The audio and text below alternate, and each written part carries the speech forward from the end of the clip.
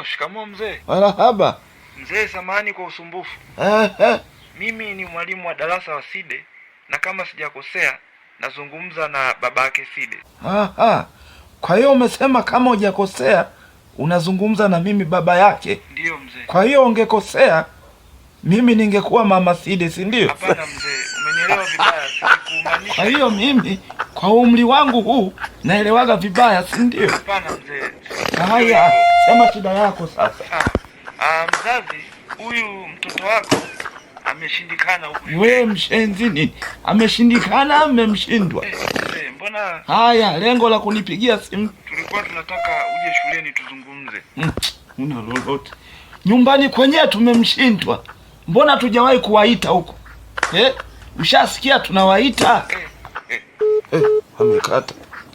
Hapa hamna shule hapa.